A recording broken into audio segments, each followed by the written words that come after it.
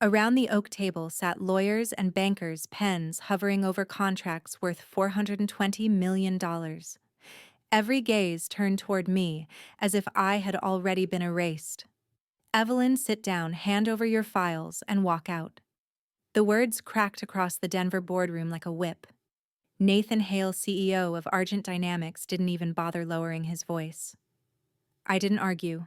I didn't beg. I simply closed my black laptop with a soft click. That sound carried through the silence sharper than any protest could. They expected tears rage a scene. What they got was composure. "My name is Evelyn Carter, 45 years old, head of data systems. I had given Argent Dynamics 14 years of my life, building compliance frameworks that won regulators, predictive models that secured billion-dollar clients, and patching servers at 2 a.m. while others slept. No one in this room had worked longer nights or missed more birthdays than I had. Nathan knew that. He also knew he couldn't read a single line of the code I'd written, but that never mattered. He wore tailored suits, spoke in sound bites polished for CNBC, and treated my work like props for his investor shows. He was the actor. I was the stagehand. And now, before financiers, he was cutting the stagehand loose. He stood at the head of the table, his gold watch flashing under the recessed lights. I sat steady, my shoulders squared. He was everything showmanship could buy. I was everything sweat and loyalty had built. The insult stung sharper because of the timing. This wasn't a quiet dismissal behind closed doors. This was during the final negotiation of a $420 million buyout that should have been the crown of my career. Instead, I was paraded as expendable, discarded so Nathan could polish his narrative. Security stepped closer. The bankers whispered. Lawyers frowned. Nathan tapped his finger against the table, impatient, certain I'd break. But I didn't. I looked him in the eye, calm as stone, and shut the laptop. Somehow, that silence unsettled the room more than any outburst ever could. Humiliation burned under my skin, dragging memory with it like a shadow. 14 years of sacrifice replayed in brutal fragments. I remembered my first week at 31, convinced that hard work guaranteed reward. The office was cramped, the walls scuffed. I stayed late anyway, sketching designs, testing code, solving problems no one else would touch. The cost was steep. My nephew's 9th birthday missed while I monitored a system crash. My mother's hospital visits cut short by endless deadlines. Once she asked if I couldn't spare just one night. I told her I couldn't. The hum of servers became the soundtrack of my 30s. I coded until dawn, eyes burning, fingers stiff, convinced every sacrifice was paving a road to recognition. But tonight, that road ended with 2 words. You're redundant. And Nathan Hale believed he had won. And Nathan lived differently. While I buried myself in glowing screens, he basked in glowing chandeliers. He was photographed at charity galas, cufflinks gleaming under lights worth more than my yearly salary. He toasted champagne while I pressed enter on scripts at 3 a.m. He courted investors over fine wine while I kept servers running through blackouts. We worked at the same company, but we might as well have lived on separate planets. He was the polished facade. I was the silent foundation. My nights blurred into years of anonymity. His appeared in glossy magazines praising his leadership for innovations I had quietly built. Still, I told myself patience was strength. That endurance would earn me the recognition I deserved. I clung to the belief that loyalty would one day deliver the CTO role. In my mind, I saw it clearly, not prestige, but validation. Every missed birthday, every hospital visit cut short, every dawn alone at my desk, they would finally mean something. But patience wasn't a ladder. It was a trap. Instead of the CTO's office, I was handed a termination notice. Instead of hearing, "We want you to lead," I heard, "You're redundant." All those years hadn't made me indispensable. They had made me disposable. My loyalty had kept me in place long enough for Nathan to use me and then discard me. That realization cut deeper than the humiliation itself. The sting of betrayal hadn't even cooled when another feeling crept in: suspicion. Humiliation is sharp, but suspicion is heavier. It presses on your ribs, whispering the insult wasn't careless. It was calculated. Why fire me here? Why in the middle of a $420 million buyout? He could have waited weeks, or at least until the contracts were signed. The timing was too precise. Fragments aligned into clarity: the exclusion from prep calls, his insistence on presenting slides he couldn't pronounce, his late-night demands for executive drafts of my reports. I had dismissed it as strategy. Now, framed by my dismissal, I saw it for what it was. He wanted me erased. The buyout wasn't just about money, it was about legacy. Nathan wanted to be remembered as the architect of Argent Dynamics' $420 million sale. And me, I was the shadow that proved otherwise. Weeks earlier, leaving late, I had passed his office near midnight. The door was ajar. His voice low, deliberate. "She's just scaffolding. Once I fire her, the buyout will be clean. Investors won't worry about divided credit. It'll be mine. Entirely." The words seared like acid. 14 years of sacrifice, every line of code, every missed birthday reduced to scaffolding. At the time, I convinced myself I misheard. But now the truth stood clear. Or misinterpreted, I told myself. Maybe paranoia had twisted his words. But now, in the aftermath of his calculated strike, those words returned in brutal clarity. He hadn't just insulted me in the boardroom. He had scripted this moment long before. My firing wasn't collateral damage. It was the keystone of his performance. The suspicion thickened until it nearly drowned me. How many times had Nathan smiled in my direction while quietly cutting me out of the frame? How many dinners had he shared with bankers spinning stories of brilliance while my name never surfaced? I had been erased long before today. This was only the final stroke of the eraser. I looked across the table. His posture confident, his smile unwavering as he reassured the investors. He believed the game was his, that by removing me publicly he had proved dominance. What he didn't know, what he couldn't know, was that his timing had set off a chain reaction beyond his control. If my story spoke to you, hit that subscribe button, because the next part reveals what happened when the same bankers who abandoned Nathan came looking for me instead. Suspicion sharpened into certainty. He hadn't underestimated me because he never considered me at all. To Nathan, I was scaffolding. To me, his arrogance was the beginning of collapse. Confidence, when quiet, is invisible. It doesn't shout or demand applause. It sits silently in the corner of humiliation and still knows the outcome lies elsewhere. That was the kind of confidence I carried as he celebrated what he thought was my erasure. What no one in that polished room realized was that 3 years earlier, I had already prepared for this moment. I hadn't called it revenge then. I called it survival. It began after a bitter review. A client had praised me for saving a failing system, but Nathan privately branded me non-strategic. That night, I stayed long after the office emptied, staring at a cursor blinking back at me. Loyalty was worthless here. My work could be stolen, my name erased. Unless I built insurance. So I wrote protection into the very code I had created. Buried beneath access protocols invisible to casual eyes, it monitored one condition: my employment status. If I were ever terminated without my biometric key, it would activate. Quietly. Without warning. Every live dataset would encrypt.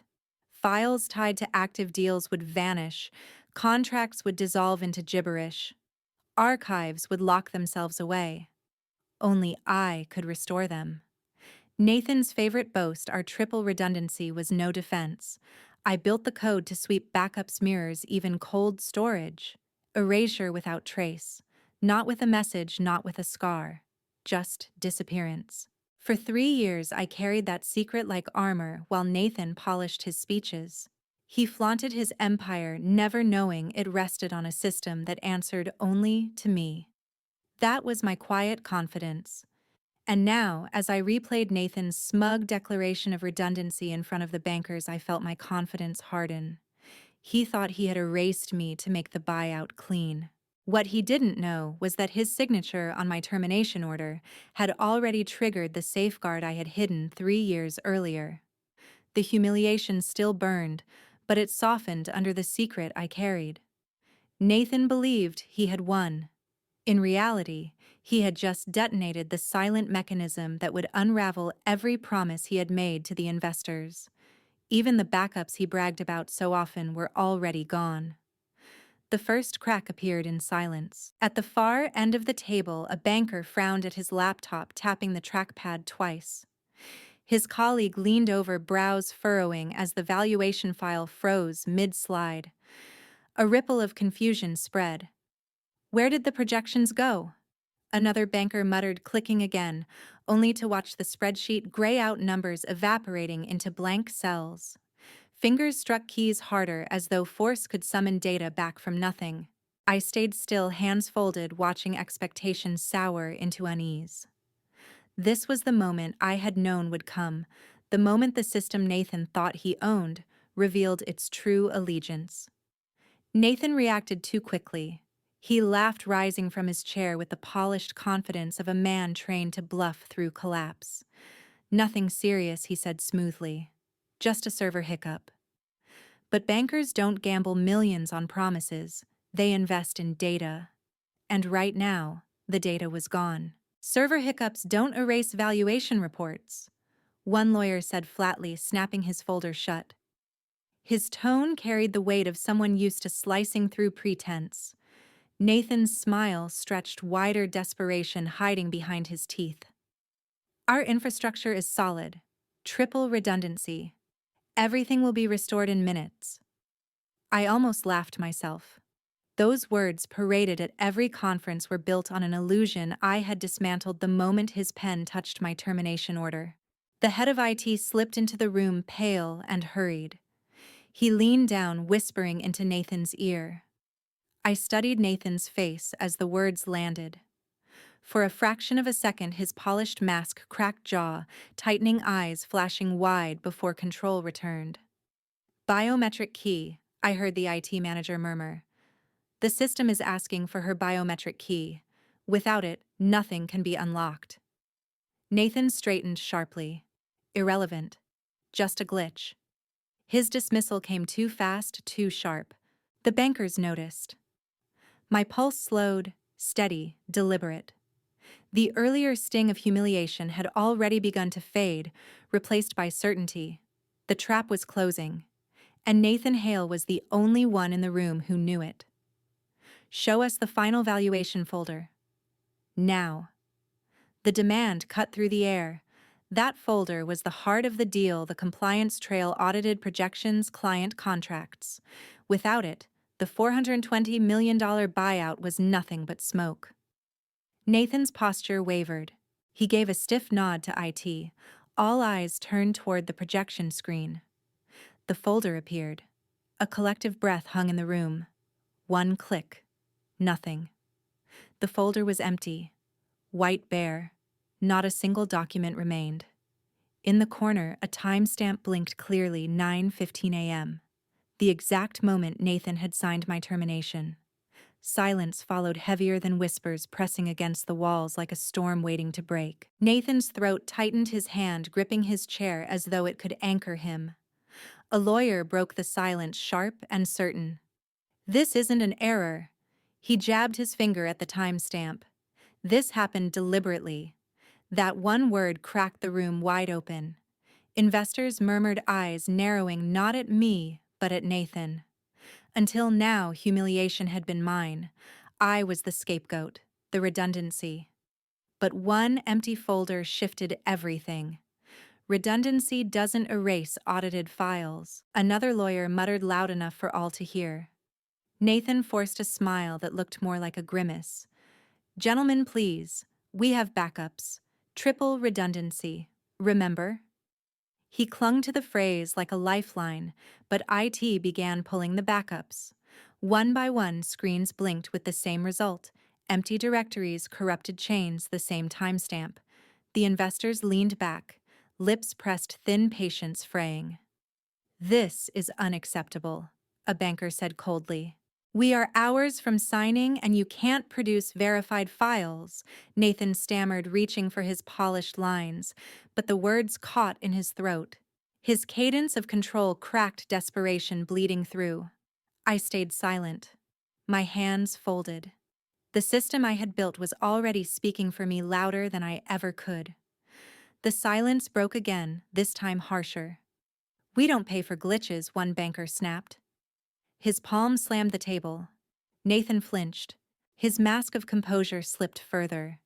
The irony was sharp. He had paraded me as disposable proof of his dominance. Instead, the very act of discarding me had exposed his empire as hollow. I lowered my eyes to my folded hands, hiding the faintest smile. I didn't need to raise my voice. The truth was already tearing through the room. The $420 million deal was crumbling in real time. And Nathan Hale was the only one who knew exactly why. "And you can't provide a verified trail," one banker demanded. Nathan tried to answer, but his voice cracked. I sat silently a few chairs down, hands folded, expression calm. Inside, anticipation mixed with quiet satisfaction, but I betrayed nothing. The sting of my earlier humiliation lingered, yet it was Nathan who now unraveled beneath the weight of expectation. A senior lawyer leaned toward the screen, adjusting his glasses. "The deletion lines up exactly with her termination," he observed. His words struck like a hammer. "That's not coincidence." The implication landed squarely on Nathan. His eyes flicked wildly, searching for someone else to blame. He opened his mouth as if to point at me, but the timing betrayed him. Investors weren't fools. They saw the timestamp, they heard the lawyers, and they sensed the panic leaking through his polished facade. "Intentional," the lawyer repeated, quieter this time, but heavy enough to sink the room. Nathan's mask cracked further. His hands clenched the chair. He forced a laugh, but the sound rang hollow, bouncing awkwardly off the boardroom walls. For the first time, suspicion no longer sat with me. It leapt across the table and landed on him. The chaos swelled, voices, overlapping demands, cutting sharper. And through it, I felt the shift like a tide turning in my favor. Two security guards entered quietly. Their presence wasn't violent but firm, an unspoken message: I no longer belonged here. Nathan barely looked at me. His attention was fixed on the bankers, now demanding explanations. My humiliation had already been staged. He didn't need me in the scene anymore. "Ms. Carter," one of the guards said, professional but detached. "We'll escort you out." I rose without protest. My laptop was already closed, the black surface cool beneath my palm. I carried it like a shield as I walked toward the door. Every eye in the room followed me, but no one spoke. Some pitied me. Others were relieved it wasn't them. Either way, silence filled the space I left behind. The walk through Argent's glass lobby felt longer than the 14 years I had given to this company. Employees lifted their heads from screens as I passed. They'd heard whispers, maybe glimpsed the boardroom storm. Now they watched as the woman who built the backbone of Argent Dynamics was paraded out like a trespasser. Humiliation clawed at me again, but I forced it down. Dignity, I reminded myself, isn't about how you're treated. It's how you choose to walk through fire. Near the last row of desks, a young engineer brushed past me and slipped a folded note into my hand. I opened it only after the glass doors released me to Denver's sharp air. "You're the real architect. We know." The words cut deeper than any insult Nathan had thrown. Not everyone had been fooled. Allies still remained quiet but watching. I slipped the note into my pocket and squared my shoulders. Inside, a $420 million deal was collapsing. Out here, I was free. I stepped into the world beyond the lobby. My humiliation had been staged, yes, but my dignity remained mine to carry. The quiet knowledge that others still saw me as the true architect gave me something Nathan could never take. Silent allies waiting for the moment his facade collapsed.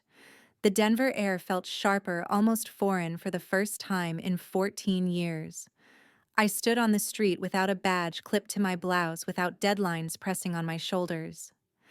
I walked until the sting of humiliation dulled into a steady ache, finally slipping into a small cafe on the corner.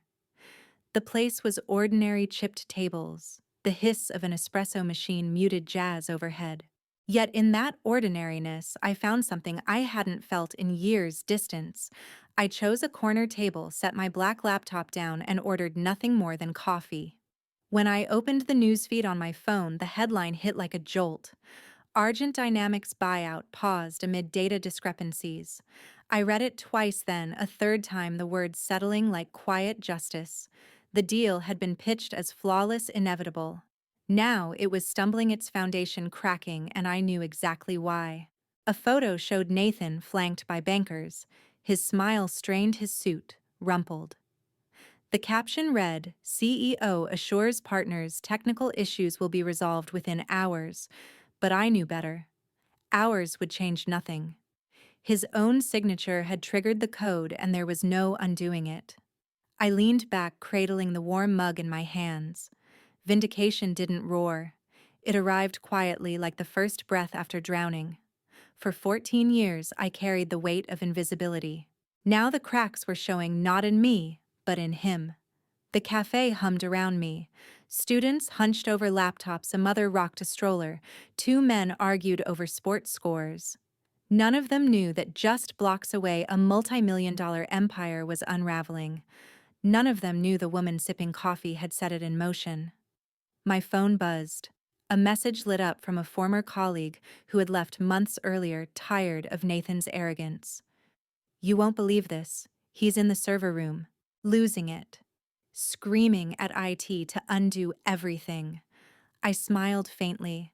The message continued.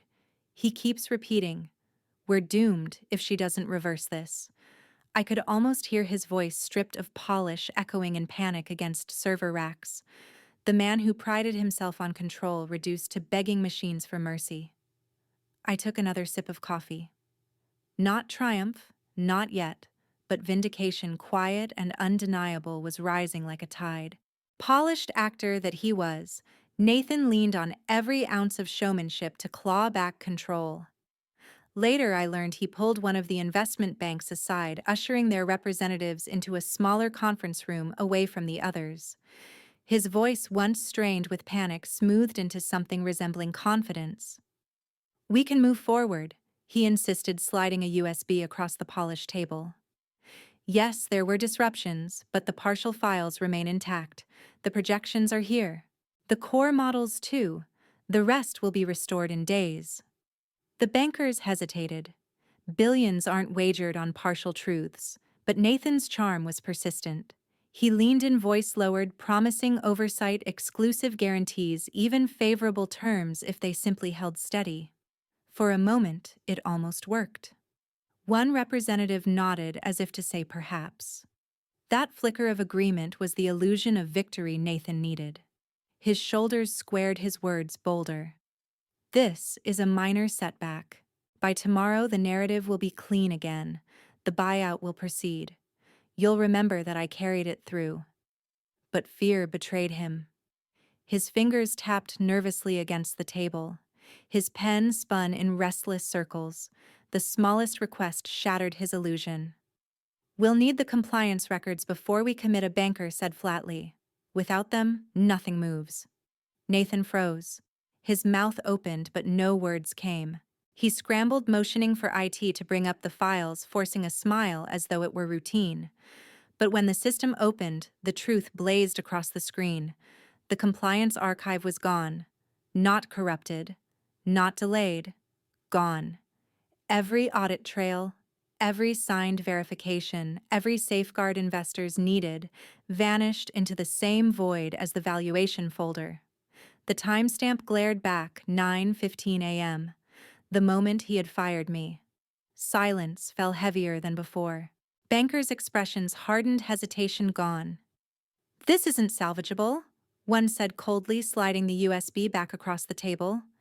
"Partial files aren't proof. Without compliance, this deal is dead."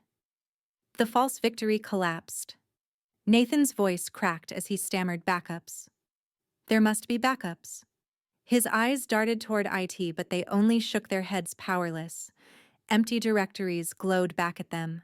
Panic poured from Nathan in waves. The tremor in his voice, the sweat along his collar, the frantic gestures of a man who knew the stage beneath him had collapsed. As the bankers gathered their papers and left, his voice followed them down the hallway, desperate and cracking. We can fix this. Give me one more day. But no one turned back. The polished CEO was gone. In his place stood a man unraveling in real time. His voice rose wild now. This isn't my fault. This is sabotage. Lawyers shifted uneasily. Assistants froze. Nathan jabbed his finger toward the empty chair I had left behind. She's behind this, he roared. Evelyn Carter, 14 years here, and she never learned loyalty. I wasn't there to hear it firsthand. The updates reached me in fragments, texts, and whispered calls from inside the tower. Each one painted the same picture. Nathan Hale, the man who built his career on control, was unraveling in front of everyone. And then came the mistake that sealed him. A journalist seated quietly in the back to cover the $420 million buyout caught everything. Nathan, in his fury, had forgotten the press was even in the room. Every word he spit, every accusation was recorded. He's pacing the floor. One message buzzed across my phone. Screaming your name like it's a curse. People are just watching him break. For a man who once thrived on composure, the collapse was catastrophic. He cursed my name, railed about betrayal, even muttered conspiracies so outlandish his own executives froze too stunned to defend him. By late afternoon, the firestorm spread beyond Argent Dynamics. Headlines flashed across my phone. CEO implodes, blames ex-architect for $420 million collapse. Hale's meltdown tanks investor confidence. The photos were worse. Nathan's once polished image reduced to a flushed, rumpled man clawing at the air. Analysts labeled him reckless. Commentators called him unprofessional. His name, once tied to precision and promise, was now shorthand for failure. And for the first time, the humiliation shifted entirely away from me. No longer was Evelyn Carter the redundant employee escorted from the glass tower. Now the story was Nathan Hale, an unstable leader whose ego burned brighter than his judgment. Investors withdrew. Employees whispered. Even his closest allies distanced themselves. The empire he tried to showcase collapsed faster than the buyout itself. I sat in the same cafe where I'd first read of the pause, scrolling through the multiplying headlines. I didn't celebrate. I didn't speak. Silence at last felt like strength, because Nathan was doing what I never had to, destroying himself. As the sun dipped behind Denver's skyline, another message buzzed. Not gossip, not pity. An encrypted email, the kind used when discretion was currency. Let's meet. Hale is finished. We want to hear from you. I read it twice, then a third time. These weren't sympathies from friends. They were from the very bankers who had once sat across from Nathan Penn's poised over millions. They no longer wanted him. They wanted me. For 14 years. I'd been invisible in those negotiations. Now I was no longer in the shadows. My role had always been behind the curtain, designing the systems Nathan paraded as his brilliance. Now, without raising my voice, I had become the one the bankers sought out. The less I defended myself, the louder his collapse became. I shut my laptop gently, feeling the folded note from the young engineer in my pocket. You're the real architect. We know. His words echoed through the encrypted message I'd just received. Allies were surfacing, first inside the building, now across the investment table. That evening, I entered a discreet restaurant in downtown Denver.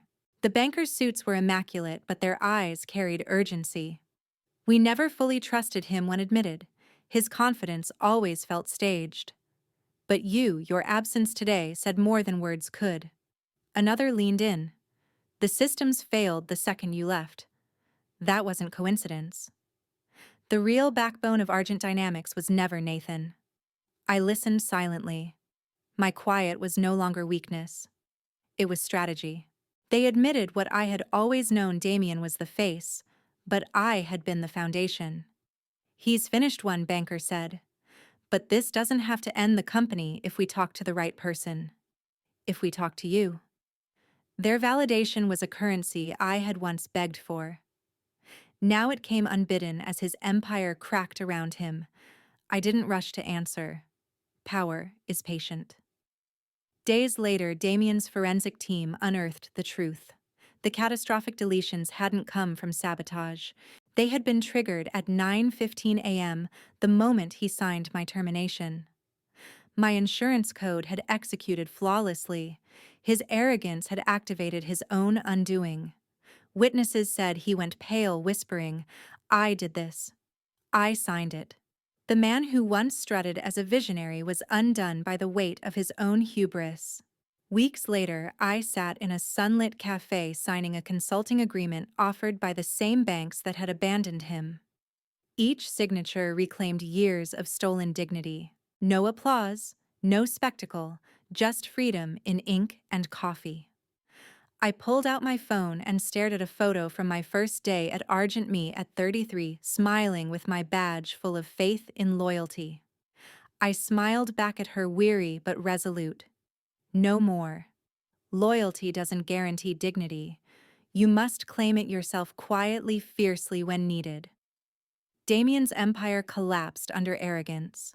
Mine was just beginning, built not on loyalty to others but to myself. I carried 14 years of silence, only to discover that silence itself became my sharpest weapon. Now I want to hear from you. What would you have done in my shoes? Drop your thoughts in the comments, share your advice, your support, even your outrage. Because stories like mine aren't just about one company collapsing. They're about dignity reclaimed, about the strength it takes to walk away and let the truth speak for itself.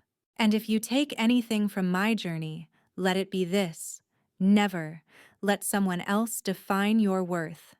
Protect your dignity, defend it fiercely, and remember your silence can be louder than their noise.